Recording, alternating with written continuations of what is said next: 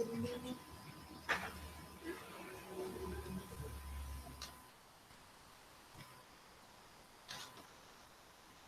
gimana? Apa sudah siap untuk dimulai? Siap, Pak. Oke. Assalamualaikum warahmatullahi wabarakatuh. Waalaikumsalam warahmatullahi wabarakatuh. Apa perlu diabsen ya? Satu persatu.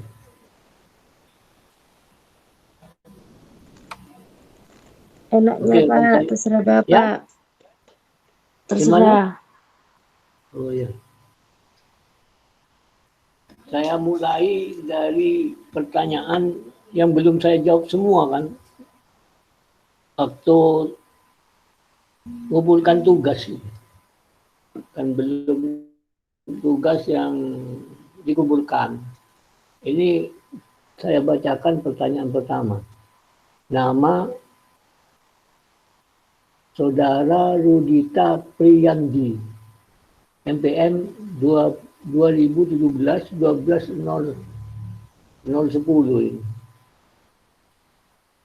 Yang bersangkutan hadir ini ya. Izin, Pak.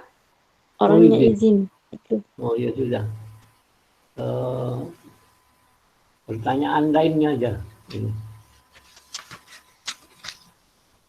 Kemudian dari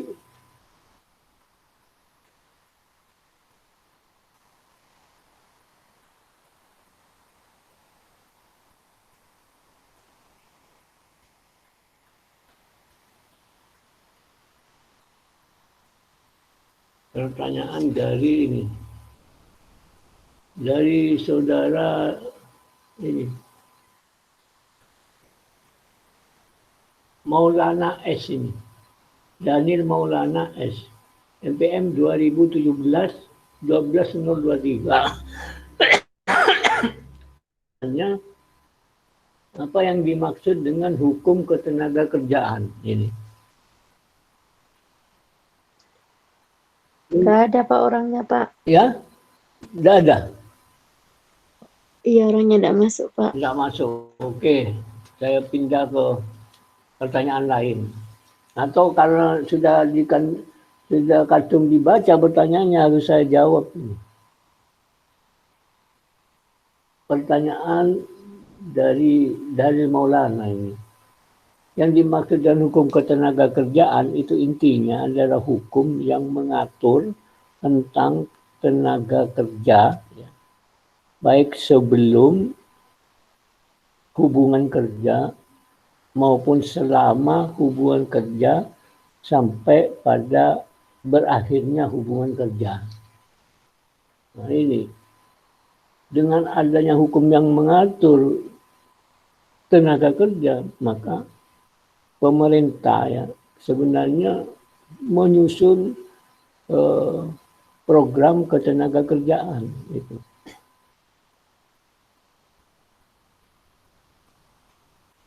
Jadi untuk mengatur ya, mengayomi ya,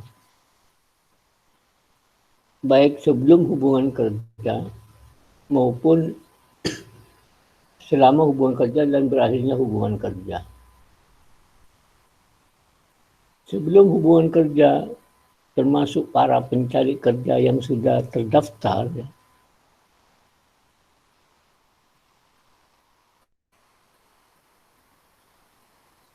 ini para pencari kerja harus melengkapi beberapa persyaratan. Itu diatur dalam hukum ketenaga kerjaan dan aturan pelaksanaannya tentang pelatihan kerja. Gitu. Maksudnya apa pelatihan kerja ya? Maksudnya itu untuk meningkatkan kemampuan yang berkaitan dengan keterampilan atau keahlian, bakat. Dalam rangka memasuki persiapan untuk bekerja. Gitu. Termasuk persyaratan lainnya yang harus dilengkapi. Di antara beberapa dokumen.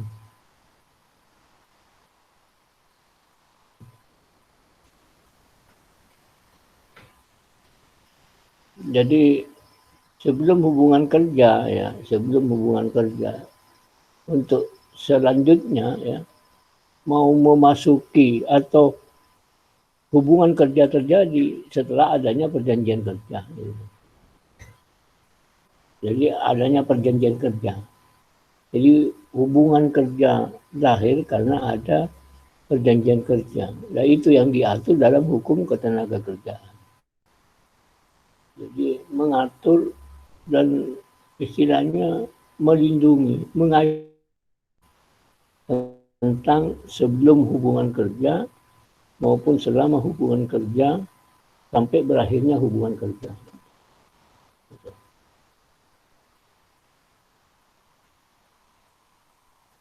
Kalau hal-hal yang terkait dengan hubungan kerja, hukum ketenagakerjaan menyangkut masalah tingkat perlindungan. Baik perlindungan terhadap pekerja itu sendiri dalam hubungan kerja maupun perlindungan terhadap perusahaan. Jadi kedua-duanya ini dilindungi oleh pemerintah melalui hukum ketenagakerjaan yang diatur oleh hukum ketenagakerjaan. Dan segala aturan yang dibuat oleh perusahaan, aturan-aturan perusahaan itu tidak boleh bertentangan dengan hukum ketenagakerjaan. Termasuk hasil perundingan pembuatan perjanjian kerja bersama antara serikat pekerja yang mewakili para pekerja dengan pengusaha atau para pengusaha dalam membuat perjanjian kerja bersama. Di samping perjanjian kerja. Nah, isi dari perjanjian kerja itu tidak boleh bertentangan. Tidak boleh bertentangan dengan perjanjian kerja bersama, tidak boleh bertentangan dengan peraturan perusahaan, dan tidak boleh bertentangan dengan hukum ketenagakerjaan yang diatur dalam Undang-Undang Nomor 13 Tahun 2003. Yang berkaitan ya tingkat perlindungan bagi pekerja apa? Ya hal-hal yang bersifat normatif seperti perlindungan mengenai hak pekerja itu. Termasuk ini kewajiban pekerja. Ya.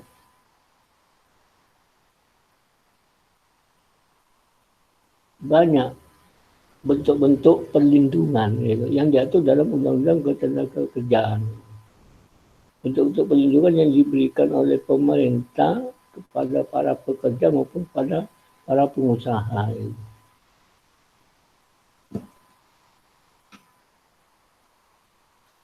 Jadi, misalnya termasuk jaminan sosial, gitu, upaya-upaya pemerintah dalam meningkatkan tingkat kesejahteraan para pekerja. Jaminan sosial yang diatur dengan Undang-Undang Nomor 40 tahun 2004 gitu. Jadi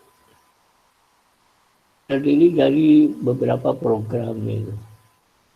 Termasuk program jaminan kesehatan yang diselenggarakan oleh Badan Penyelenggara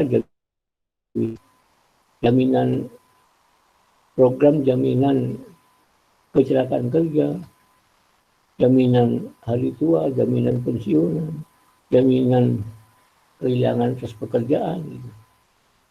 Itu diselenggarakan oleh Badan Penyelenggara BPJS Ketenagakerjaan. Jadi tingkat-tingkat perlindungan ya, itu banyak macamnya. Gitu. Jadi tidak hanya pekerja yang dilindungi, tapi juga perusahaan juga itu dilindungi oleh hukum ketenagakerjaan.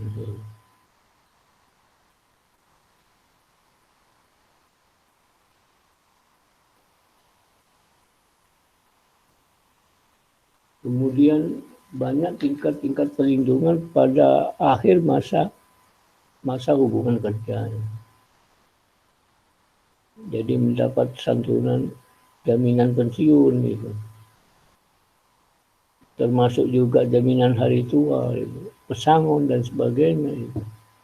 Itu dalam rangka upaya untuk meningkatkan kesejahteraan dan ini kesejahteraan para pekerja maupun keluarganya. Termasuk BPJS Ketenagakerjaan itu meningkatkan meningkatkan derajat kesehatan itu. Ya, program jaminan kesehatan yang diselenggarakan oleh BPJS Kesehatan yaitu untuk meningkatkan derajat kesehatan. Banyak berapa dalam bentuk-bentuk pelayanan medis maupun dalam bentuk santunan itu.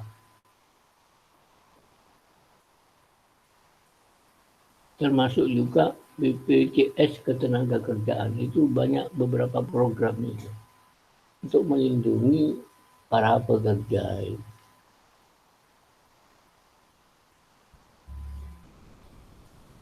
Jadi terutama pada masa akhir kerja atau hubungan kerja berakhir itu. Upaya-upaya pemerintah dalam rangka meningkatkan tingkat perlindungan di bidang kesejahteraan itu meliputi beberapa program, antara lain pesangon, gitu. Terus penghargaan masa kerja, gitu. penggantian hak selama semenjak terjadinya batas hubungan kerja berakhir itu ada penggantian hak. Jadi maksudnya penggantian hak itu pengertiannya, jadi yang sudah berakhir hubungan kerja, yang sudah tidak bekerja lagi, itu ada uang penggantian hak yang hilang. Jadi karena sudah pensiun, berakhir hubungan kerjanya, maka hak yang harus diterima, yang dilindungi oleh undang-undang, yaitu antara lain pesangon, kemudian ada uang penghargaan masa kerja, kemudian ada uang penggantian penggantian hak. Penggantian hak yang biasanya penggantian hak itu diberikan setelah hubungan kerja berakhir. Oke, itu yang dimaksud dalam hukum ketenagakerjaan. Jadi hukum ketenagakerjaan ini mengatur, mengayomi, melindungi hubungan kerja antara pekerja dengan perusahaan atau dengan pemberi kerja. Baik sebelum hubungan kerja, selama hubungan kerja maupun sesudah berakhirnya hubungan kerja. Kemudian pertanyaan berikutnya ini.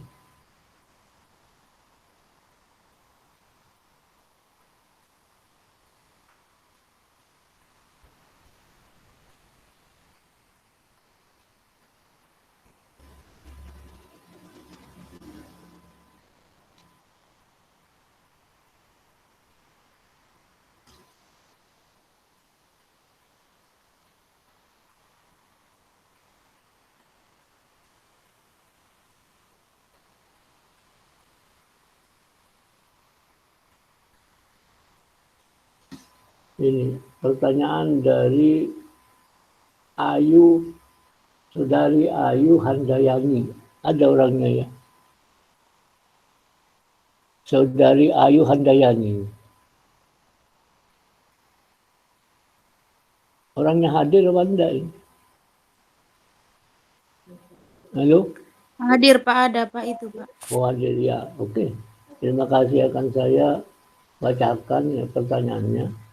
Apakah undang-undang ketenagakerjaan yang lama boleh tetap diterapkan walaupun undang-undang maksudnya yang baru diterapkan sekarang?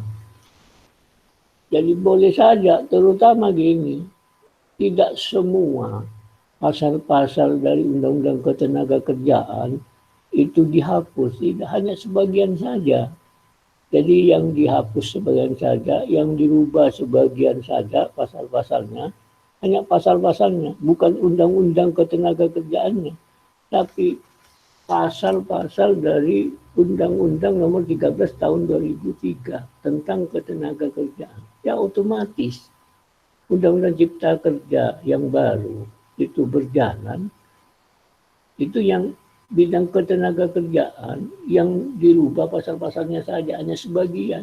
Kalau yang tidak dirubah, tidak dicabut, tidak diapa-apakan, itu tetap berlaku. Hanya sebagian saja pasal-pasalnya. Cuma ya, kalau Undang-Undang Cipta Kerja ya, sepanjang tidak ada PP-nya masih tetap tidak berlaku. Walaupun sudah dipublikasikan, tapi belum final masih. Walaupun disahkan, dipublikasikan, tapi belum ada aturan pelaksanaannya. Ya tetap tidak akan berlaku. Baru kalau ada aturan pelaksanaannya berlaku. Jadi setiap undang-undang itu harus ada aturan pelaksanaannya. Betul. Ya hanya secara teori hukum itu tetap berlaku, tapi aturan pelaksanaannya bagaimana itu? Seperti aturan, ada aturan salah satu pasal mengenai tenaga kerja asing. Dalam Undang-Undang Cipta Kerja yang menyangkut masalah ketenaga kerjaan. Ya masih tetap yang menyangkut tenaga kerja asing itu tetap memakai aturan yang lama selama belum ada peraturan yang baru. Oh, maaf, sebelum ada aturan pelaksanaannya. Aturan yang baru sudah, tapi belum ada aturan pelaksanaannya. Maka tetap memakai aturan yang lama. Oke. Jadi tidak semua Undang-Undang Ketenagakerjaan Nomor 13 Tahun 2003 itu tidak berlaku. Tidak, hanya sebagian saja pasal-pasal yang dirubah. Pasal-pasal yang tidak dirubah ya tetap berlaku. Kemudian aturan pelaksanaan mengenai upah minimum misalnya. Ya, upah minimum ya tetap standarnya itu tetap tidak boleh di bawah upah minimum yang ditetapkan. Minimal itu. Putusan dari SK yang dari gubernur provinsi itu sebagai dasar hukumnya tetap mengacu kepada upah minimum. Kalau di atas upah minimum itu harus ada kesepakatan antara pekerja dengan pengusaha, dengan pemberi kerja. Jadi itu sudah ditetapkan, misalnya seperti upah ya, di atas upah minimum. Ya. Kemudian di dalam perjanjian kerja yang lama menganut upah minimum berdasarkan putusan gubernur kalau tak masih berlaku itu. Sebelum ada aturan gubernur yang baru berlaku. Tetapi dalam Undang-Undang Cipta Kerja yang mengenai upah minimum, kalau di atasnya harus ada kesepakatan antara pengusaha dengan pekerja. Sehingga otomatis perusahaan harus mengambil kebijakan. Gitu. Jadi kalau mengikuti Undang-Undang Cipta Kerja yang belum ada aturan pelaksanaannya, maka harus kalau memang mau diberlakukan ya tergantung. Sebenarnya masih belum final karena tidak ada PP-nya. Jadi kalau perusahaan atas nama pengusaha mengambil upah minimum di atas upah minimum ya harus ada kesepakatan dan secara otomatis memperbarui isi dari perjanjian kerja yang disepakati bersama antara pekerja pada saat awal bekerja itu menandatangani isi perjanjian. Jadi harus merubah perjanjian kerja termasuk isi dari perjanjian kerja bersama hasil dari perundingan antara serikat pekerja yang mewakili para pekerja dalam membuat perjanjian kerja bersama dengan perusahaan. Termasuk perjanjian kerja bersama itu harus dirubah. Kalau memang acuannya aturan dari pasal undang-undang ketenaga kerjaan, pasal-pasal yang menyangkut masalah upah minimum itu dirubah. Gitu. Tapi belum ada aturan pelaksanaannya. Jadi isi dari peraturan perusahaan, isi dari peraturan perjanjian kerja bersama, isi dari peraturan perjanjian kerja, ini yang menyangkut masalah upah, ini harus dirubah, disesuaikan dengan aturan yang baru. Tetapi sejauh mana pelaksanaan Undang-Undang Cipta Kerja yang menyangkut masalah ketenaga kerjaan, sampai sejauh mana belum ada aturan pelaksanaannya.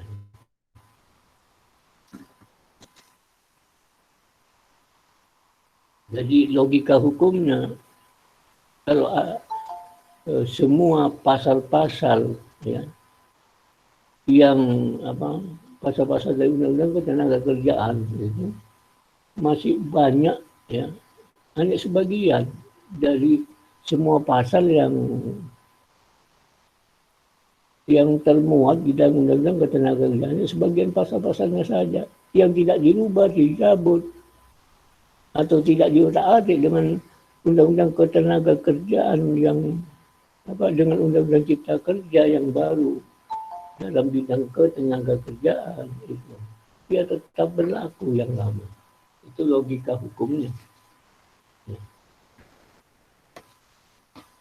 Sekarang apakah ada undang-undang tidak ada aturan pelaksanaan? Kan mesti ada. Gitu. Mesti ada aturan pelaksanaannya.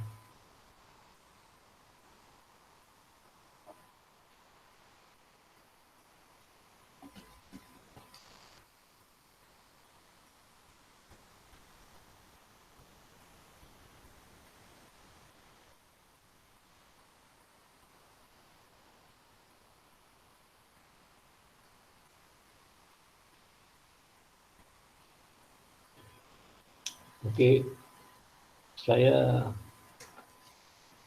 bacakan pertanyaan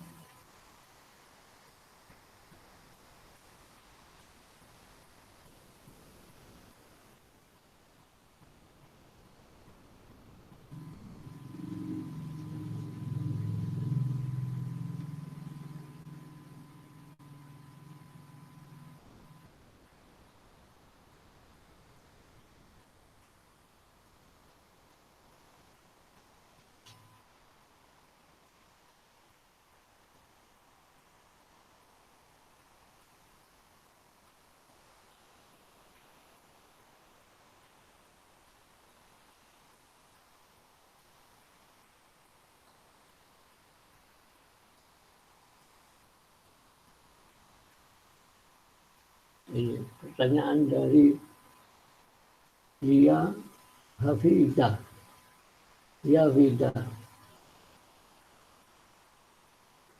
NPM nomor 2017 12.015 ini. Lia Hafidah. Apa iya, perbedaan? saya, Pak. Ya? Tidak hadir Iya, orangnya. Ya? saya Pak hadir, Pak. Oh ya. Iya. Lia Hafidah. Pertanyaannya, apa perbedaan antara pekerja harian dan pekerja bulanan? Sebenarnya tidak ada perbedaan kalau dia dari aspek hukumnya. Artinya tingkat perlindungannya sama. Cuma bedanya, kalau pegawai harian ini dibayarnya berdasarkan harian. Jadi gajinya itu digaji harian. Ada pekerja harian, mingguan, gitu. Ada pekerja bulanan. Gitu. Kalau perusahaan itu jarang, pekerja harian itu jarang. Perusahaan-perusahaan yang label besar itu. Biasanya pekerja harian ini pemberi kerjanya perorangan, pengusaha perorangan itu.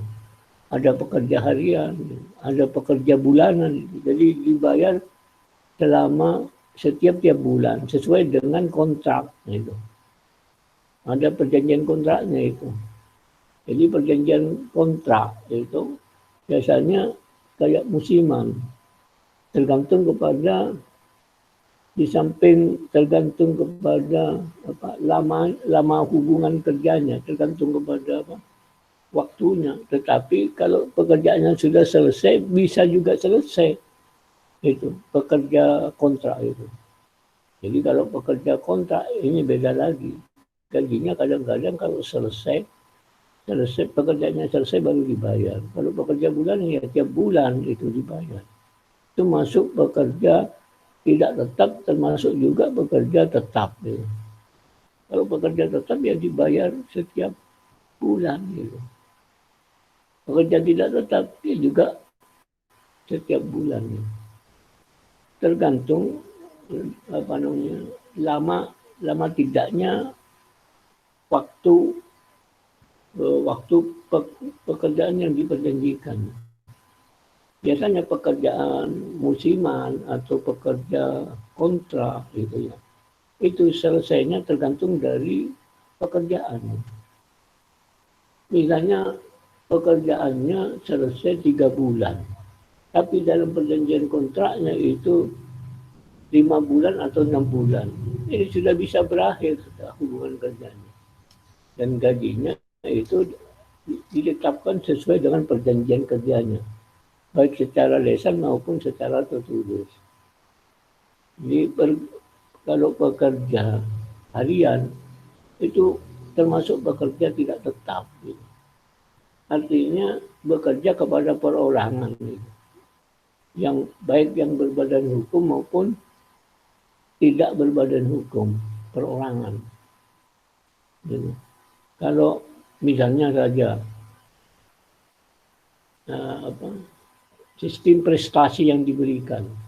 Jadi kalau prestasi, misalnya proyek bangunan, kalau membuat pagar misalnya, bisa kuat 1 meter dengan kepanjangan sekian, ditembus sekian hari misalnya. Saudara nanti akan dan bisa selesai sekian waktunya misalnya. Itu tergantung kepada kesepakatan berdua antara pekerja dengan pemberi kerja. Sebenarnya yang membedakan itu hanya masalah waktu. Kalau ada perjanjian kontrak, perjanjian kerja musiman gitu.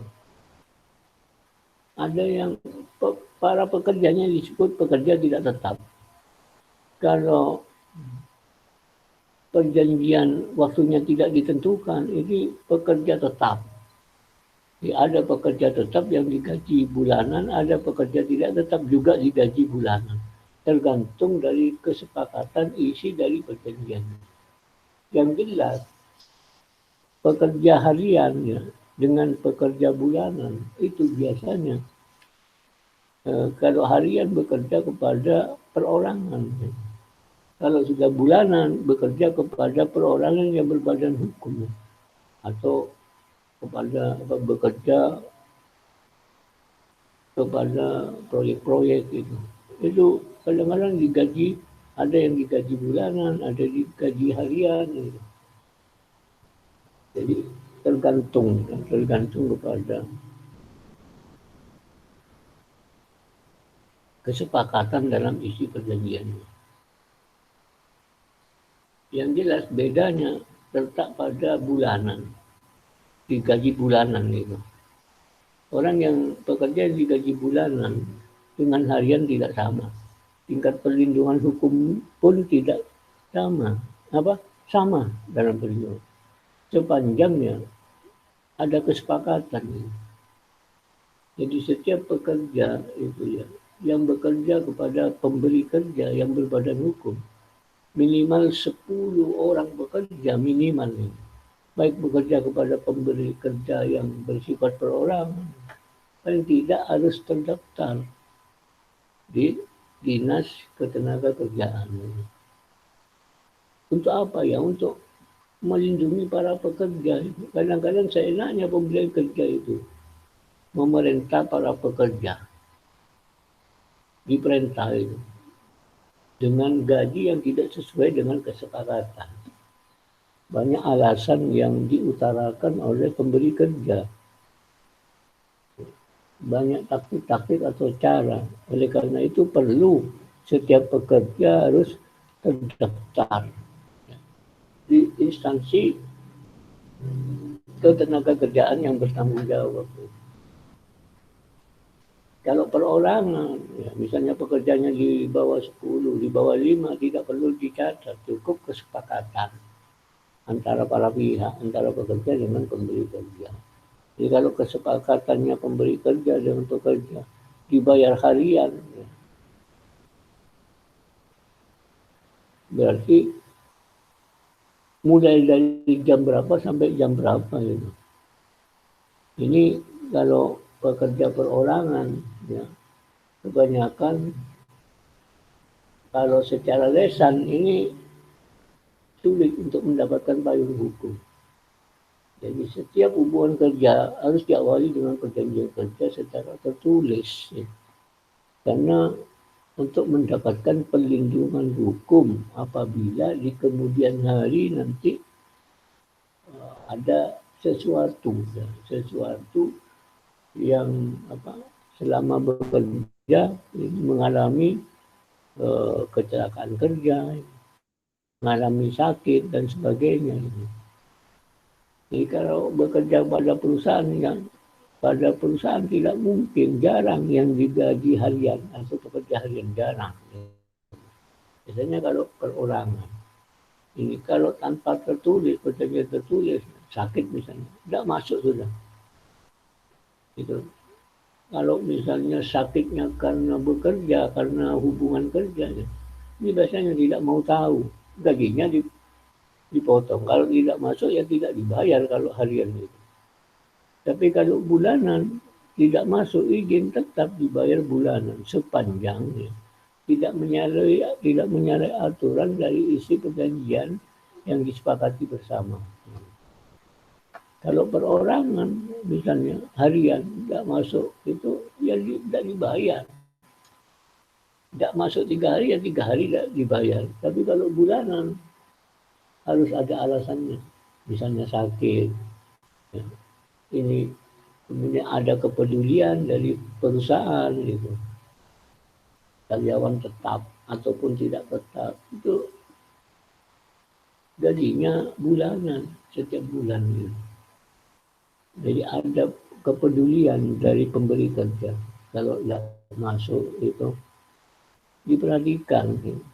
Jadi tidak masuk 1 hari 2 hari dia tetap gajinya tidak dipotong.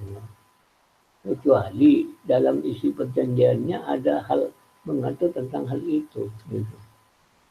Oke, itu bedanya. Ini pertanyaan dari Supriyati. Ada yang Supriyati? Tidak masuk ya?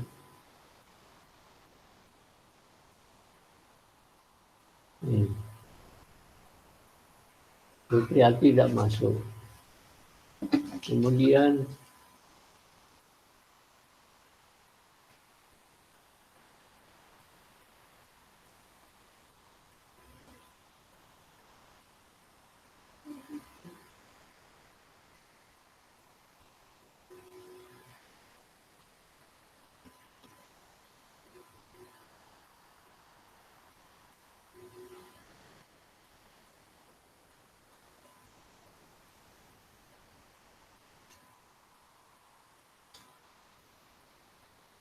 banyak tulisan-tulisan yang tidak bisa dibaca pertanyaannya. Seperti ini. Seperti punyanya Angger Adita ini. Pertanyaannya tidak bisa dibaca ini. Tapi tetap saya hargai memenuhi tugasnya ini.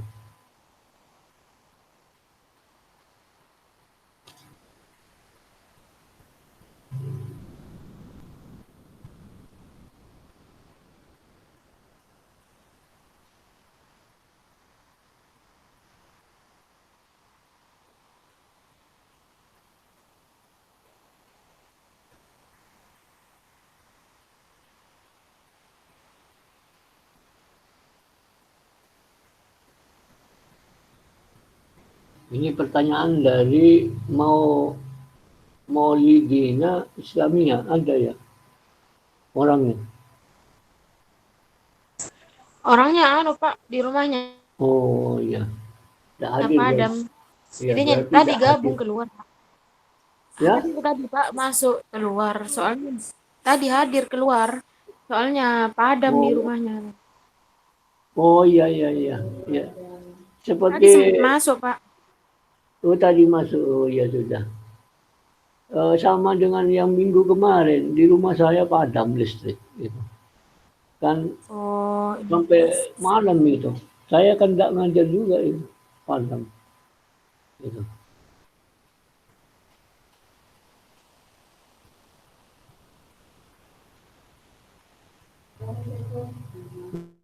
Kan saya bacakan ya. Ini, apakah karyawan yang masih dalam status kontrak berhak untuk memperoleh tunjangan fasilitas kerja ini? Dan apakah boleh tunjangan itu di-advance untuk 5 tahun? Ini tergantung kepada isi perjanjian kerjanya itu. Tergantung. Yang jelas Undang-Undang Ketenagakerjaan ya, yang apa? Yang pasal-pasalnya tidak dirubah ya. Yang pasal-pasalnya tidak dirubah. Ya. Maupun yang dirubah, yang dimuat di dalam Undang-Undang Cipta Kerja tentang ketenagakerjaan yang menyangkut masalah perjanjian kontrak ya, perjanjian kontrak itu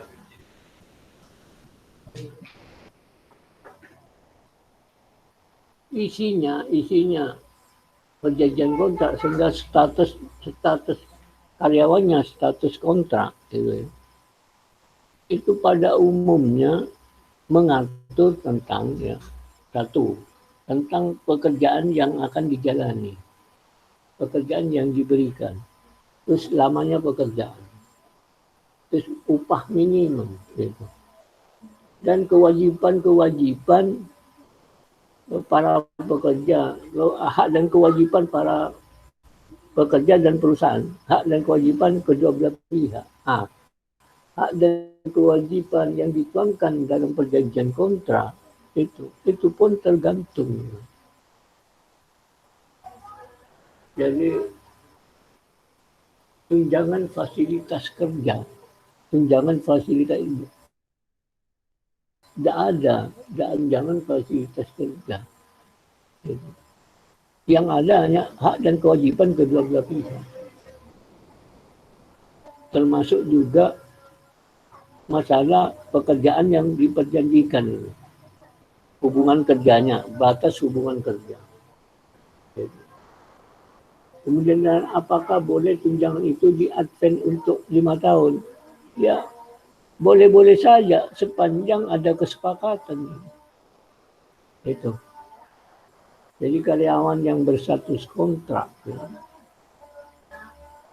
tidak selalu memperoleh tunjangan fasilitas kerja. Itu pun tergantung kesepakatan kerja. Kan di dalam Undang-Undang Ketenagakerjaan nomor 13 tahun 2003 maupun dalam Undang-Undang Cipta Kerja yang dimuat dalam bidang ketenagakerjaan tidak mengatur tunjangan tentang fasilitas kerja.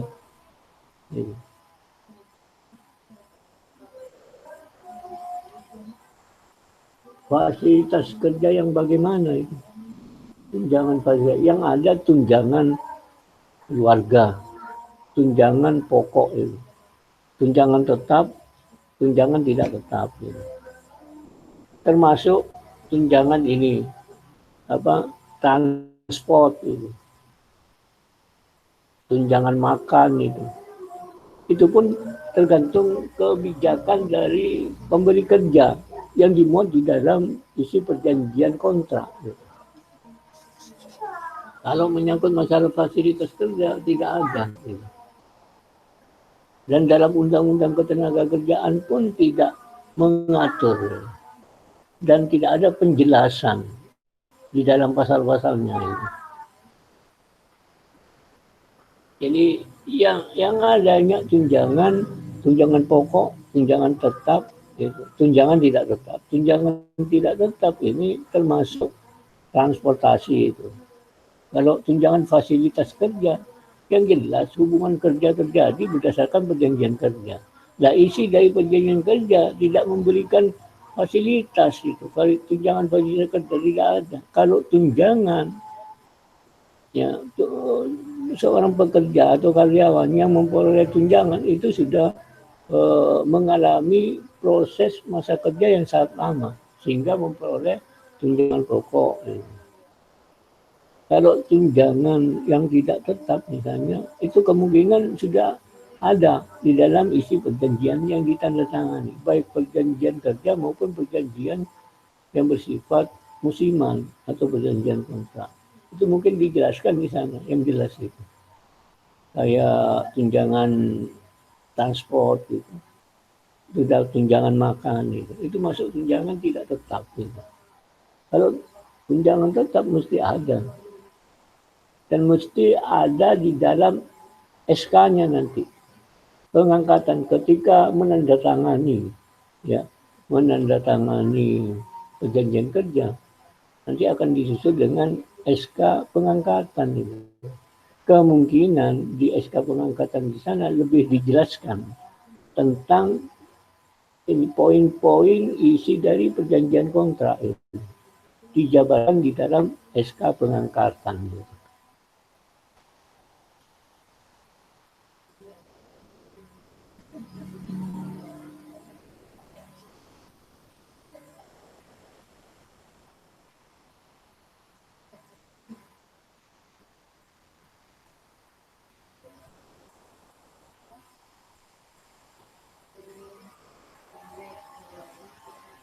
Ini, pertanyaan dari Widatul Nurul ada ya, Widatul Nurul Rafia, Nurul Rarifa, ya.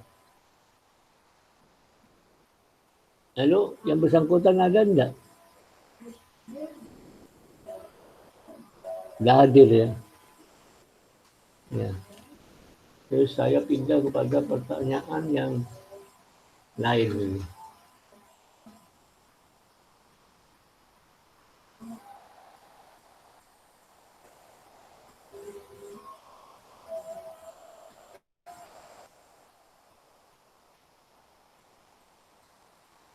Ini. Nama Lintang Al-Fatsa M ini. NPM 2017 12004. Tidak ada ya. Halo? Lintang hadir ya?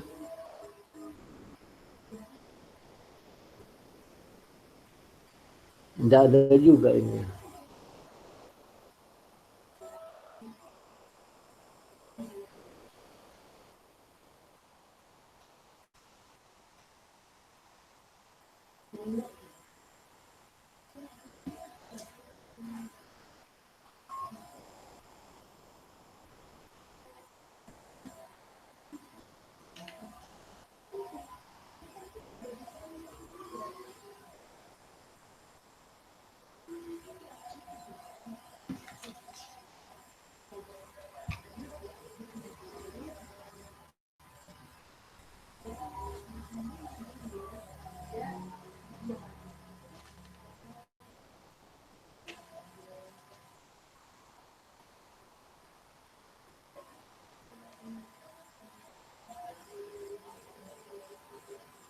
Ini ada dua temanmu yang namanya Agung Pangestu dengan Lintang. Pertanyaannya sama, kok bisa ini? Pertanyaan sama. Hanya diberi tugas satu pertanyaan saja. Masa tidak bisa membuat pertanyaan ini? Kedua-duanya sama ini. Baik, akan saya baca. Saudara Agung Pangestu ada enggak? Saudara Agung Pangestu. Halo? Tidak ada ya? Agung Pangestu.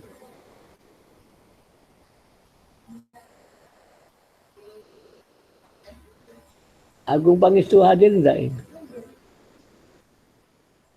Halo, didengar apa didengar suara saya?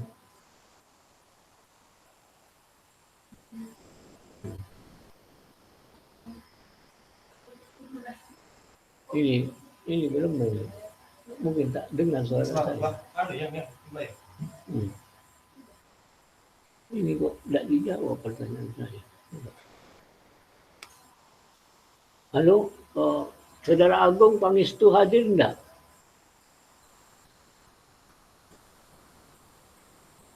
Halo, apa suara saya tidak kedengaran?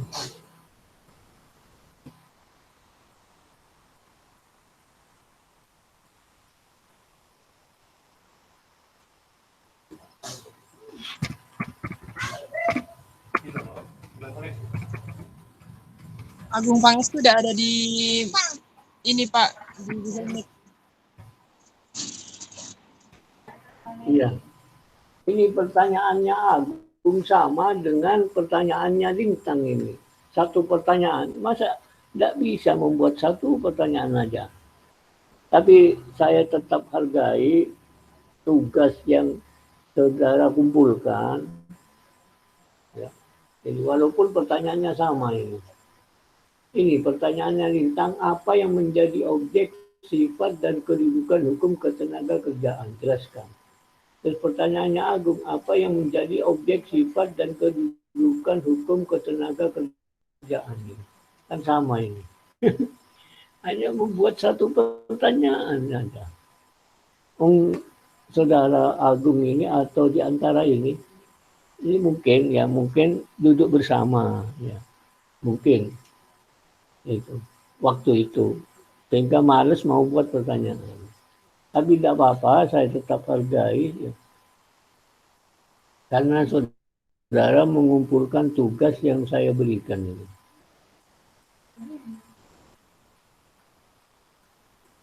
Jadi apa yang menjadi objek, sifat, dan kedudukan hukum ketenaga kerjaan? Ini lagi. Berarti pertanyaan ini saudara tidak jarang hadir atau tak, waktu saya ngasih kuliah tidak fokus, ya, kurang konsentrasi itu. Sehingga pertanyaannya berbunyi, apa yang menjadi objek, sifat, dan kedudukan hukum ketenaga kerjaan? Sifat dan kedudukan hukum ketenaga kerjaan itu apa itu? Ini. Kalau objeknya jelas mengatur hubungan kerja, gitu. Baik, mengatur masalah pekerjaan, mengatur tentang ketenaga kerjaan itu. Ketenaga itu objeknya, objek daripada hukum ketenaga kerjaan. Jadi istilah mengatur ini termasuk mengayomi, melindungi itu. Antara pekerja dan pemberi kerja dalam hubungan kerja. Maupun mengatur tentang pencari kerja sebelum hubungan kerja. Itu objeknya, mengatur. Ya. Mengatur masalah hubungan kerja. Atau mengatur masalah pekerjaan. Ya. Baik bagi pencari kerja yang butuh pekerjaan maupun hubungan kerja yang sudah dijalani pekerjaannya sampai berakhirnya hubungan kerja.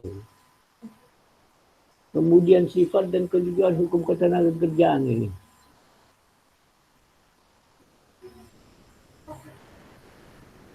Jadi kedudukan, sifat dan kedudukan hukum ketenaga kerjaan itu juga menjadi satu. Ya. Artinya, kalau kita berbicara objeknya, sifat dan kedudukan ini menyangkut subjek juga. Jadi subjeknya siapa dalam hukum ketenaga kerjaan? Bisa pemerintah, bisa para pekerja, bisa para pengusaha. Jadi kita objek, ya, objek dari hukum ketenagaan. Kalau objek ini masalah pekerjaan, ya. Kalau manusianya dijadikan objek berarti kerja rodi. Sebelum undang-undang ketenaga kerjaan itu lahir, kerja rodi, malah kewajiban tidak dibayar, melaksanakan kewajiban haknya tidak dipenuhi. Ini sebelum pada waktu pada zaman dulu itu. Jadi para pekerja dipaksa bekerja, dipaksa melaksanakan kewajibannya, tapi haknya tidak dipenuhi. Itu kalau pekerja di objek dari berbicara masalah objek. Jadi kalau objeknya hukum ketenaga kerjaan yang menyangkut masalah pekerjaannya, hubungan kerjanya itu. Tapi kalau sifat dan kedudukan menyangkut subjeknya. Subjeknya itu siapa? Pemerintah bisa. Bagaimana fungsi pemerintah? Ya mengatur, mengayomi, gitu. Membuat aturan. Gitu. Kemudian subjeknya lagi pekerja dan ini. Pekerja dengan perusahaan. Gitu. Jadi kedudukan hukum ketenaga kerjaan itu menyangkut subjeknya kalau sudah berbicara masalah kedudukan. Ini yang jelas membuat pertanyaan ini jelas waktu mengikuti kuliah saya kurang fokus gitu. Atau sering tidak hadir bisa. Gitu. Sehingga membuat pertanyaan tidak relevan dengan materi yang saya kuliahkan gitu.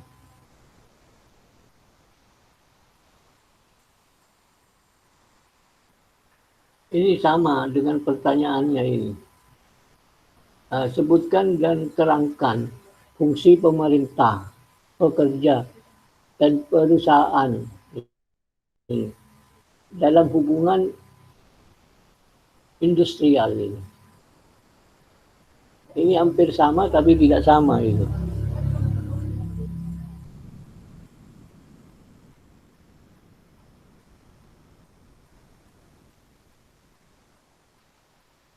Apa fungsi pemerintah yang jelas? Kalau fungsi pemerintah ini dalam kaitannya dengan hubungan industrial, yaitu mengatur, mengayomi, melindungi hubungan kerja antara pekerja dengan perusahaan. Mengatur dan mengayomi, ya. Menyusun program-program ketenaga kerjaan. Gitu. Kemudian apa fungsinya pekerja dan perusahaan? Kalau dilihat dari aspek kebutuhan saling membutuhkan. Pekerja memperlancar, ya, meningkatkan kemampuannya untuk fungsinya adalah memperlancar tingkat produksi. Karena yang dibutuhkan adalah tingkat kemampuan berproduksinya. Sehingga perusahaan mencapai tujuannya itu. Nah, di satu sisi juga perusahaan berfungsi untuk melindungi pekerja dalam tingkat kesejahteraan. Artinya dapat memenuhi, ya, berfungsi untuk sebagai pelengkap ini. Dan membantu para pencari kerja itu. Jadi perusahaan itu berfungsi, ya, untuk memberikan peluang atau kesempatan kepada para pekerja untuk meningkatkan tingkat kesejahteraannya. Ini dilihat dari aspek kebutuhan, saling membutuhkan, pekerja membutuhkan pekerjaan dengan upah yang layak dan perlakuan adil. Sedangkan perusahaan membutuhkan pekerja itu untuk dipekerjakan di perusahaan. Jadi kembali kepada pertanyaan yang tadi hampir sama ini. Apa yang menjadi objek, sifat dan kedudukan hukum ketenaga kerjaan? Jadi kalau berbicara objek yang jelas itu menyangkut masalah pekerjaan. Kalau menyangkut sifat dan kedudukannya, ini menyangkut subjeknya. Siapa subjek yang terlibat dalam hukum ketenaga kerjaan? Ya pemerintah, pekerja, perusahaan. Gitu. Termasuk lembaga-lembaga ini jadi termasuk ini apa namanya, lembaga penyelesaian yang diatur dalam Undang-Undang Nomor 2 tahun 2004. Jadi kedudukan hukum ketenagakerjaan ini merupakan bagian dari hukum ketatanegaraan sebenarnya. Karena ini menyangkut masalah tingkat jumlah penduduk dalam hubungan kerja. Jadi kedudukannya masuk dalam hukum ketatanegaraan. Kalau sifat ini menyangkut apa namanya, hukum ketenagakerjaan ini yang jelas melindungi, mengayomi antara kedua belah pihak, gitu. Termasuk melindungi bagi pencari kerja ini. Jadi kembali kepada objek dan subjek ya. Kalau masalah sifat dan kedudukan ini menyangkut subjeknya. Subjek yang terlibat dalam hukum ketenagakerjaan ini menyangkut masalah pemerintah, perusahaan, dan pekerja, termasuk lembaga-lembaga hukumnya. Dalam lembaga-lembaga hukum dalam menyelesaikan perselisihan sengketanya. Oleh karena itu, kedudukan hukum ketenagakerjaan merupakan bagian dari hukum ketatanegaraan. Karena juga hukum ketenagakerjaan ini menyangkut masalah penduduk dalam hubungan kerja.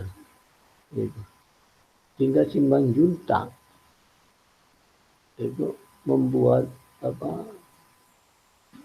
pembagian penduduk dalam hubungan kerja, itu penduduk yang sudah bekerja dan yang belum bekerja. Jadi angkatan kerja dan yang bukan angkatan kerja itu. Jadi Simanjuntak menyebutkan hukum ketenagakerjaan ini merupakan sebenarnya merupakan masalah penduduk dalam hubungan kerja.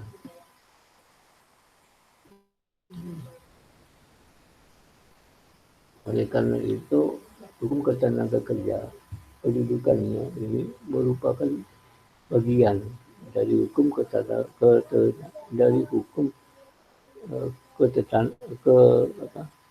ketatanegaraan.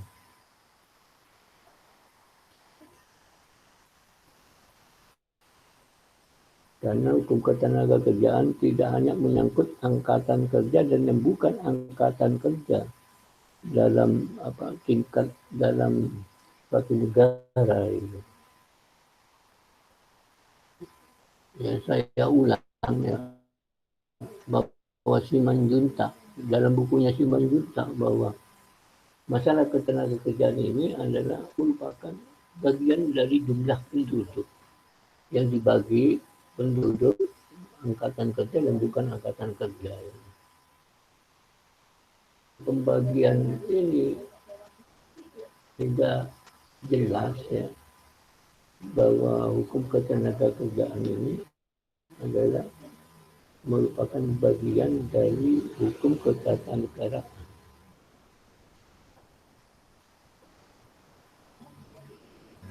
Kalau hukum ketatanegaraan objeknya ya, itu apa? Dia mengatur tentang negara. Ya, negara, syarat untuk menjadi negara adalah harus ada penduduk, gitu kan? Harus punya wilayah dan pengakuan dan sebagainya. Dan setiap warga negara itu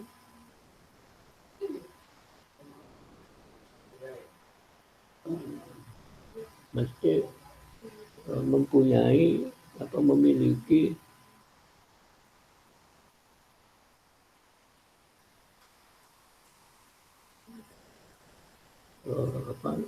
tingkat SDM yang berbeda, termasuk kompetensi kerja, keahlian di bidang kompetensi kerja. Jadi ada jumlah penduduk yang belum bekerja, kemudian ada lagi penduduk yang masuk angkatan kerja. Jadi penduduk angkatan kerja dan penduduk yang masuk angkatan kerja. Dan seterusnya. Kemudian pertanyaan berikutnya itu. Pertanyaan berikutnya,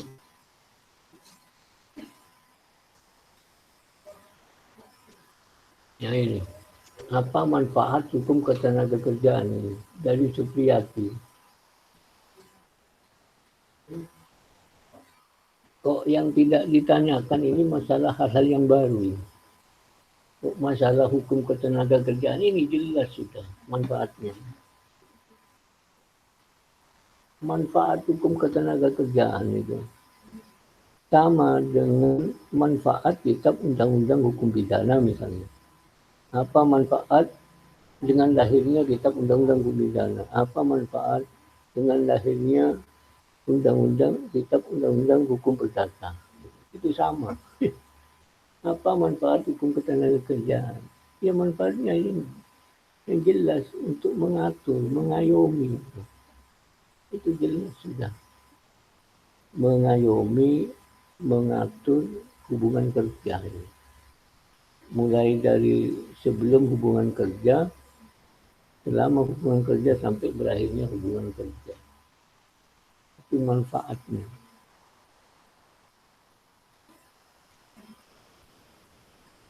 Jadi selama hubungan kerja untuk meningkatkan tingkat kesejahteraan pun itu diatur dalam hukum ketenagakerjaan. Jadi bentuk-bentuk upaya pemerintah dalam rangka meningkatkan tingkat kesejahteraan para pekerja sebagai aturan pelaksanaan dari hukum ketenagakerjaan itu ada apa? Dibentuk standar upah minimum. Kemudian ada jaminan-jaminan yang bersifat normatif. Seperti lahirnya Undang-Undang Nomor 40 tahun 2004 itu tentang jaminan sosial.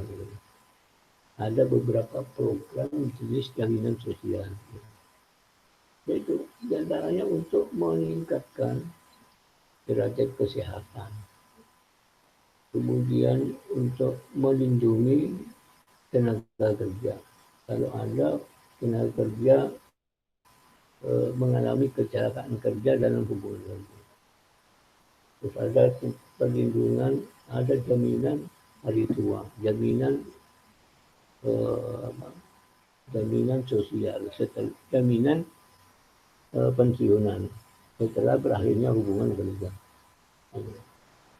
Kemudian bentuk-bentuk jaminan lainnya dalam bidang santunan.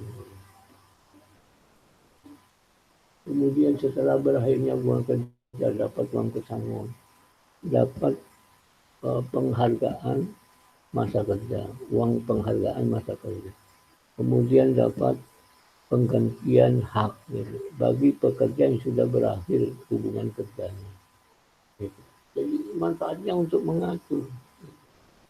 Kemudian aturan pelaksanaan, apa upaya pemerintah? Yaitu pemerintah bersikeras untuk memperjuangkan tingkat kesejahteraan atau perlindungan dalam bidang kesejahteraan, yaitu ada dalam bentuk jaminan sosial itu. Ada beberapa bentuk jaminan sosial. Demikian pula tingkat perlindungan yang bersifat normatif, hak-hak pekerja itu. itu diatur dalam hukum ketenaga, itu manfaatnya hukum ketenaga kerjaan. Sekarang kalau tidak diciptakan hukum ketenaga kerjaan, gitu, apakah hanya berdasarkan perjanjian kerja saja? Setiap hubungan kerja mesti berdasarkan pada perjanjian kerja. Jadi tidak ada hukum ketenaga kerjaan atau undang-undang ketenaga kerjaan nomor 13 tahun. Kalau itu tidak ada, maka bagaimana nasibnya kaum pekerja, termasuk perusahaan, kalau di demo mau berlindung kepada siapa? Kalau tidak ada hukum ketenaga kerjaan yang mengatur, disitulah manfaat hukum ketenaga kerjaan. Di samping untuk mengayomi atau mengatur juga, atau melindungi juga, perlindungan dalam bentuk apa yang diberikan, mengayomi dalam bentuk apa yang diberikan, mengatur dalam bentuk apa. Ya. Nah, oleh karena itu kita bisa melihat isi dari Undang-Undang Nomor 13 Tahun 2003 beserta undang-undang yang terkait dan aturan pelaksanaan. Disitulah nanti akan diketahui jadi fungsi hukum ketenaga kerjaan. Apa sih istilah hukum ketenaga kerjaan itu? Adalah hukum yang mengatur. Hukum yang mengatur tentang tenaga kerja. Baik sebelum hubungan kerja, selama hubungan kerja maupun berakhirnya hubungan kerja. Jadi mengatur. Masalah ketenaga kerjaan. Gitu.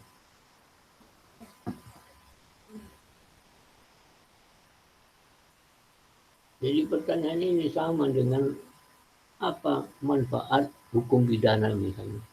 Apa manfaat kitab undang-undang hukum pidana?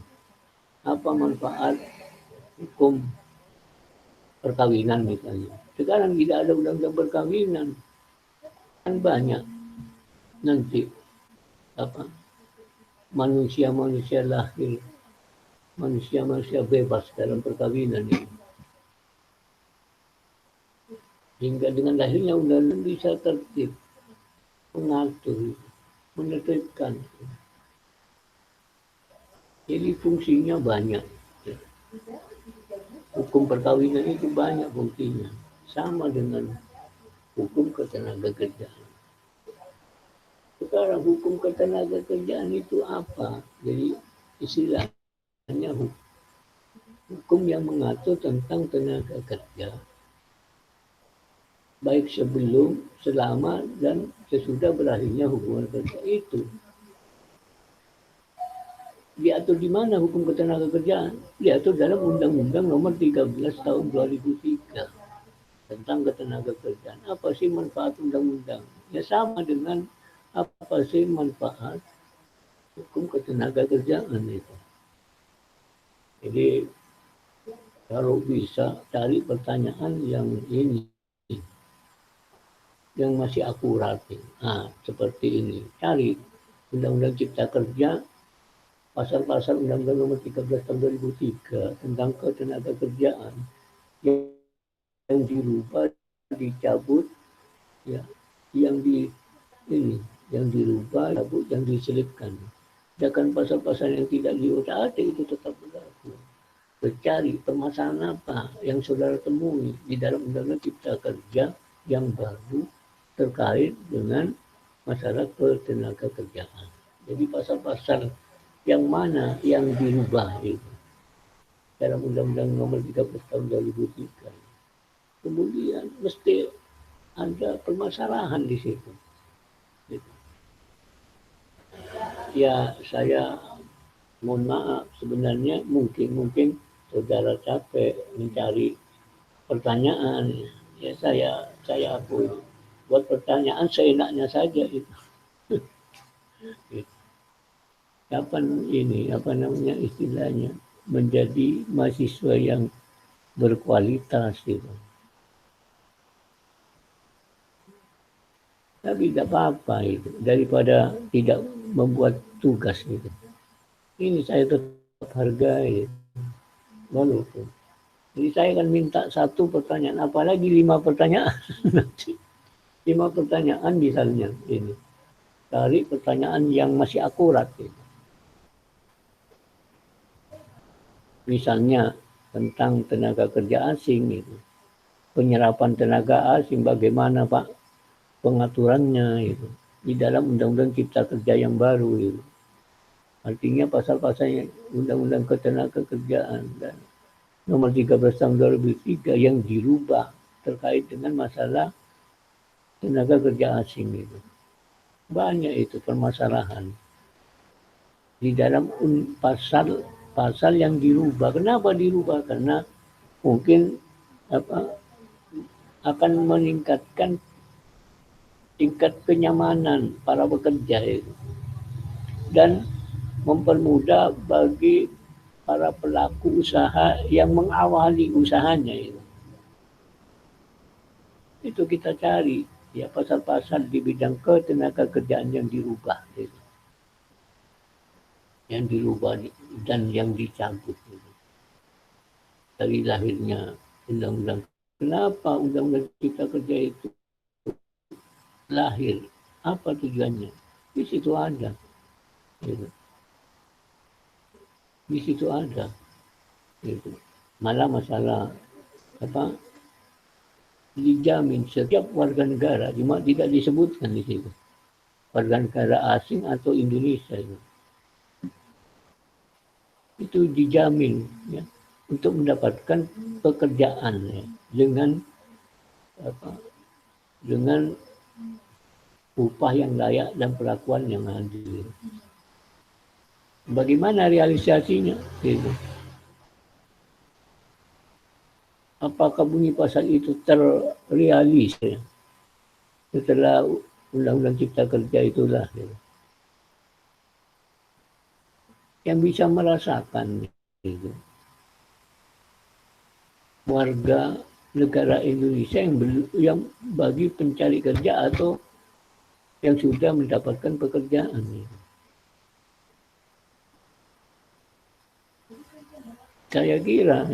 Saya kira selama belum ada aturan pelaksananya, ya tetap berlaku aturan-aturan kembali kepada undang-undang pasal-pasal yang diatur dalam Undang-Undang Ketenaga Kerjaan. Ya.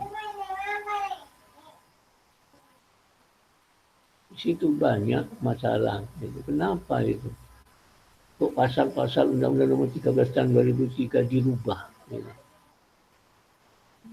Apa permasalahannya itu? Sebenarnya banyak itu permasalahannya. Oke. Ini waktunya sudah cukup sebenarnya. Gimana? Ada pertanyaan lagi dari teman-teman saudara? Halo? Kalau tidak ada, saya akhiri sekian dulu. Gimana? Halo? Apa kedengaran suara saya ini? Iya Pak, kedengaran Pak. Tidak apa-apa, saya akhiri ya kalau tidak ada pertanyaan ini. Enggak apa-apa Pak, terima ini kasih. Waktunya iya, ini di sini Pak, cuacanya tidak enak ini. Mungkin ya juga di sana tidak enak juga cuacanya. Pagi hujan dengan anginnya. Saya khawatir takut ini mengganggu ini. Ada petir mengganggu ini.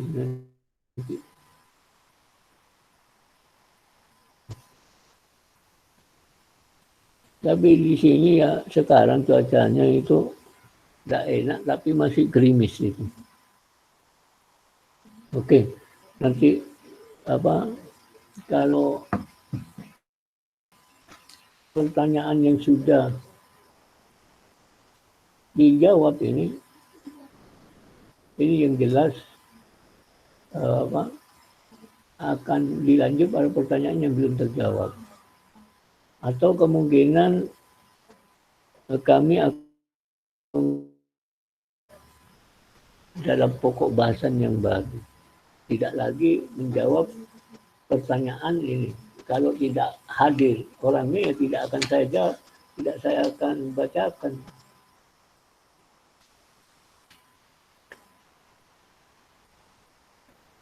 Oke, dah. Saya akhiri dan saya ucapkan banyak terima kasih atas bergabungnya saudara pada malam hari ini dalam mengikuti perkuliahan hukum ketenagakerjaannya. Assalamualaikum warahmatullahi wabarakatuh. Waalaikumsalam warahmatullahi wabarakatuh. Ya, baik. Ya.